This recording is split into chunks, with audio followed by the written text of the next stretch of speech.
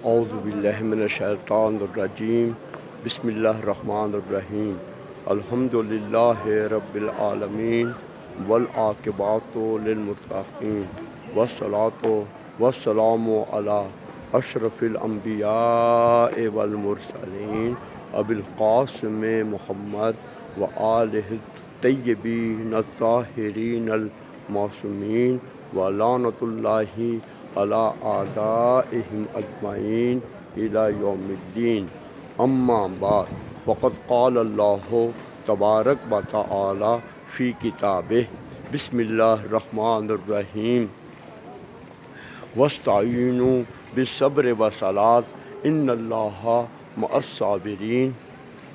اللہ تعالیٰ جل شانہ ہم سب سے انتہائی محبت کرتے ہیں، اس لیے اللہ تعالیٰ نے فرمایا ہے کہ اللہ سے مدد مانگو۔ اللہ تعالیٰ فرماتے ہیں مجھ سے مدد مانگو، لیکن دو چیزوں کے ساتھ۔ پہلے یہ دیکھیں کہ اللہ نے کن لوگوں سے مدد مانگنے کے لیے کہا ہے۔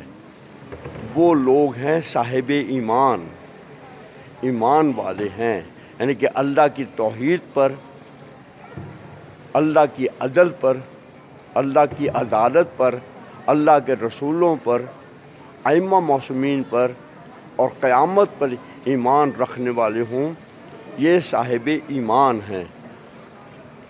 البتہ جو عدل یا امامت کے بارے میں متردد ہوں وہ بھی صاحب ایمان ہیں، اس کے علاوہ وہ بھی صاحب ایمان ہیں۔ میں اس کے بارے میں تشریح نہیں کروں گا، بس یہی کہنا چاہتا ہوں کہ اللہ تعالیٰ ایمان والوں سے کہتے ہیں کہ تم صبر کے ساتھ اور نماز کے ساتھ اللہ تعالیٰ سے مدد مانگو، اور اللہ تعالیٰ صابرین کے ساتھ ہے۔ میں آپ سے درخواست کرتا ہوں کہ اللہ سے مدد مانگنا نماز کے ذریعے، صبر کے ذریعے ایک بہت اہم کام ہے۔ رسول خدا پر کیا کچھ نہیں ہوا، لیکن آپ نے صبر کا دامن کبھی نہیں چھوڑا اور نماز کے بارے میں کبھی کوتاہی نہیں کی۔ جہاں بھی دیکھو رسول خدا نے، آپ کی بے حرمتی کی جا رہی ہے، خانہ کعبہ کے اندر آپ کے ساتھ مشرکوں نے، کافروں نے کیا کچھ نہیں کیا، لیکن نماز کے سلسلے میں آپ نے کبھی کوتاہی نہیں کی۔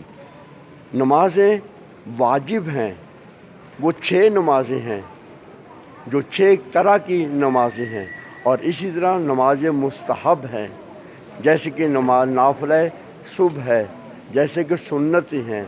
تو یہ نمازیں ہیں کہ جو آپ کو درجات پر دے کے جاتی ہیں، دنیا میں بھی عزت دلاتی ہیں اور آخرت میں بھی عزت دلاتی ہیں، اور محمد و آل محمد کا محبوب بناتی ہیں، اور خدا ان سے محبت کرتا ہے اور وہ خدا سے محبت کرنے والے ہیں۔ اور کچھ خاص نمازیں ہیں کہ جو محمد و آل محمد نے خود اپنے لیے خاص طور پر پڑھی ہیں۔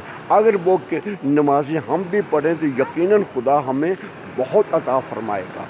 جیسے کہ اللہ تعالیٰ نے نماز تہجد کے بارے میں فرمایا ہے وَمِنَ اللَّيْلِ فَتَہَجَّدْ بِهِ نَافِلَةً لَكَ عَسَىٰ أَن يَبْعَثَكَ رَبُّكَ مَقَامًا مَحْمُودًا۔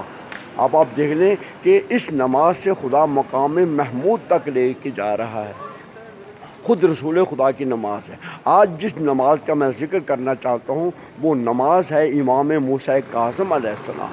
جیسے کہ آپ کے سامنے نمازوں کا ذکر کرتا آ رہا ہوں کہ یہ رسول خدا کی نماز ہے، یہ مولا علی نے نماز پڑھی ہے، اسی طرح آپ کے جانشین امام موسیٰ کاظم علیہ السلام کی بھی نماز ہے۔ اس کی نیت جیسے کہ بتاتا رہتا ہوں، یہی نیت ہے کہ میں نماز امام موسیٰ کاظم پڑھتا ہوں 2 رکعت، وہ 2 رکعت کی نماز ہے قربتاً الی اللہ۔ اس کے بعد آپ نے مکمل الحمدللہ پڑھنی ہے، نیت کرنے کے بعد الحمدللہ پڑھنی ہے، اور اس کے بعد الحمدللہ کے بعد 12 مرتبہ سورہ توحید پڑھنی ہے، یعنی کہ بسم اللہ الرحمن الرحیم، قل هو اللہ احد اللہ الصمد۔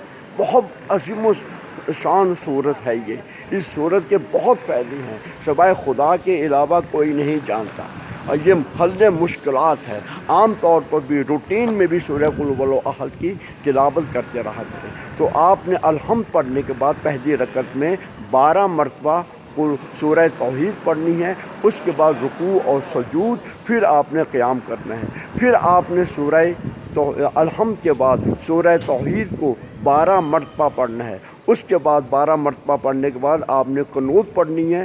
دعائے قنوت میں جو بھی دعا پڑھیں انشاءاللہ تعالی خدا ہماری دعاؤں سے زیادہ عطا کرنے والا ہے۔ اللہ تعالی ہمیں نمازوں میں شامل فرمائے اور محمد و آل محمد کے مقامات کی زیارت کرنے کی توفیق عطا فرمائے، اور اللہ تعالی ہمیں تکبر، غرور، ریاکاری سے ہمیشہ محفوظ فرمائے، اور اللہ تعالی ہمیں ان کے واسطے سے زندگی عطا فرمائے اور محمد و آل محمد کے واسطے سے ان کی محبت میں دنیا سے جانے کی توفیق عطا فرمائے۔